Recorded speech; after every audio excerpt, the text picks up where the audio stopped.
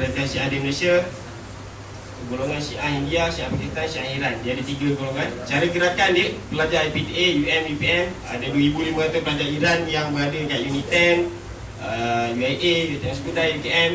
Kemudian terjemahkan buku Syiah dalam bahasa Melayu, pensyarah-pensyarah IPT, nikah mut'ah, nikah dengan budak Melayu.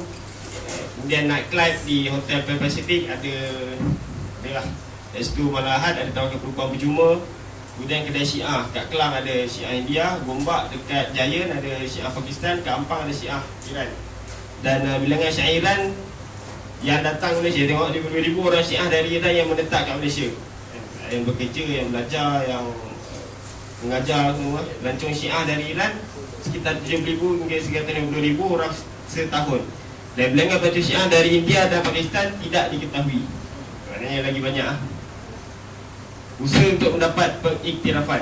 Diorang sertai perakan maulud, ibaratkan Maulid Rasul di perakan Masjid Negara dengan situ. Kemudian sampai tahap mereka bagi surat kepada yang di Ketua Agung, dia bagi surat dekat Suhakam, dekat golongan-golongan yang memperjuangkan hak asasi manusia. Dan muzakarah Sunni Syiah baru-baru ni ada berlaku kat Perak. Dan kalau tengok ada banyak lagi CD-CD dibuat dekat Putrajaya, markas gerakan Syiah, okey, Hauzah Ar-Ridha dekat Gombak, Hauzah Ar-Ridha di Al-Usta kat Kedah pun ada. Dan dikatakan antara taiko-taiko dia ada dekat Perdang kan, kampung Habib. Kemudian Hauzah Ar-Ridha kat Johor Bahru. Okey, cabaran Taliban IPT cuba sembunyikan tentang isu pergerakan Syiah dan IPT sebab takut imej buruk. Dan JAKIM tak ada kuasa untuk bertindak sendirian. JAKIM setakat ni orang tengok Ustaz Aizam Mas'ud lah, di antara yang berhadapan untuk menentang Syiah tanpa memikirkan ideologi politik PAS, UMNO dan sebagainya. Kerajaan ada maklumat tentang golongan Syiah tapi tak ada ambil tindakan. Ini yang kita kena push lagi kerajaan supaya lebih tegas terhadap Syiah. Ancaman dijadi Syiah, kerajaan Iran beri sokongan kewangan. Kemudian kedutaan Amerika sentiasa pantau JAKIM agar tak menyekat gerakan Syiah atas alasan human rights. Macam dia Suhakam dan sebagainya. Pensyarah dari Syria telah membuat laporan tentang bahaya gerakan Syiah tapi akhirnya dihantar balik. Dan baru-baru ni ada kat blog Syiah, dia cakap dia nak laporkan terhadap pihak berkuasa kat Iran disebabkan ada seorang budak perempuan Melayu dah Melaka. Dia cakap Syiah ni semua kafir. Dia dah buat sampai ke berkuasa Iran lah, sampai tahap itu sekali kan. Bahaya. Sokongan luar, kerajaan Iran bisa sokongan. Okey, ni tadi kenapa Syiah boleh berkembang kat Malaysia? Orang Melayu jahil tentang Syiah, sehingga kan ada bila Khalid Ismail dia mengontai gerakan pemuda kat Malaysia dan budak-budak semua ikut. Dan bila kita cakap Syiah sesat, dia cakap tak, Syiah mazhab, Syiah mazhab. Kalau Facebook ni hari-hari dia akan status dia berbunyi ke arah takrib. Dan pandai dia akan bawa fatwa Syekh Azhar, Syekh Syaltu, Syekh macam-macam Syekh dia bawa. Dan sebenarnya ada rod pada fatwa-fatwa tersebut lah oleh ulama-ulama Azhar yang lain. Tapi itu kena bincang lain lah.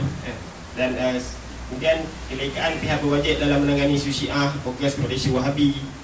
Sedangkan Wahabi kat Malaysia, siapa yang tentang Syiah dia akan digelar Wahabi kat Malaysia.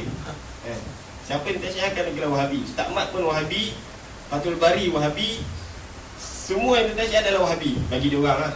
Dan itulah dia orang. Dan pihak berkuasa pejam mata tentang bahaya Syiah. Iran dianggap hero umat Islam, keberanian dan kelantangan mengusir Amerika dan Israel. Sehingga pimpinan-pimpinan kat Malaysia pun ada yang mengambil Iran sebagai contoh revolusi, mengambil Khomeini sebagai contoh pemimpin yang agung, mengambil contoh Hizbullah sebagai parti politik yang sangat hebat dan sebagainya. Dan ulama ahli sunnah wal jamaah tidak ambil berat kebanyakan ulama sunnah hingga menjawab hujah golongan Syiah. Sepatutnya kita kena jawab hujah dia orang kat internet kan, bagi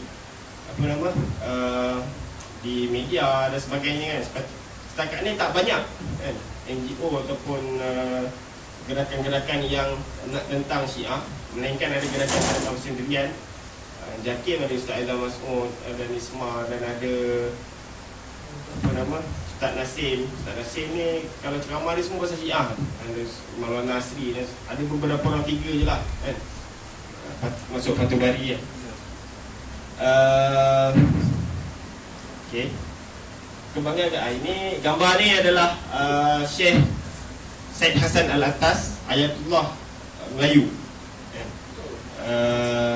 Okey. Apa yang berlaku kat Malaysia, sekatan-sekatan berlaku, dia buat satu tulisan dan dihantar ke Iraq dan diterbitkan di media sana lah, menunjukkan kerajaan kerajaan kita sekat Syiah lah, macam-macam semua. Kesimpulannya, Rantaian Asia Tenggara khususnya Malaysia adalah rantaian yang hening dengan Ahlussunnah Jamaah. Sebarang usaha untuk masuk fahaman selain Ahlussunnah Jamaah, terutama Syiah, nanti pasti akan buat harmoni masyarakat. Yang tak nak baca lah. Yang pasti kesimpulannya kita tak boleh nak takrib dia orang. Kita tak boleh nak sebab apa tak boleh takrib? Okey, kita teruskan. Okey, apakah benda yang kita terhadap Syiah? Ini yang ambil daripada buku Dr. Alik Sarjani, Nidal Amdalan. Ada yang mengatakan Sunni Syiah perlu bersatu. Sebab apa? Kita semua adalah Muslim kan? Ini yang telah diwawarkan oleh orang Melayu ke Arab ke Mak Saleh, semua dia kan cakap kita Muslim, buat apa kita nak berpecah belah kan? Kenapa kena ada Sunni dengan Syiah?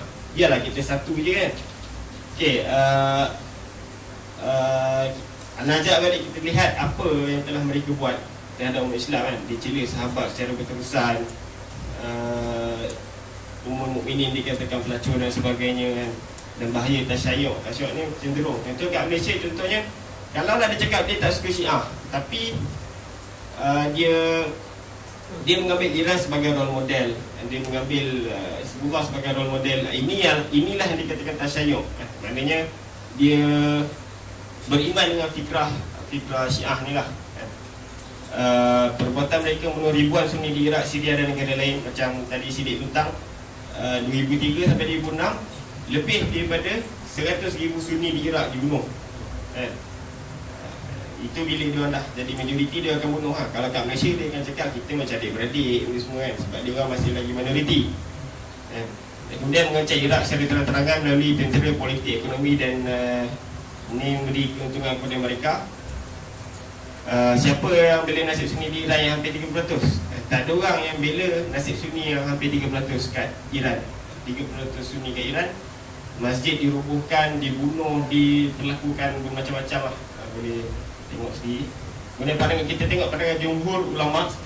Secara umum Syiah Ithna Asyairah ni adalah Muslim, tapi Muslim yang sesat, menyeleweng, bid'ah. Disebabkan apa?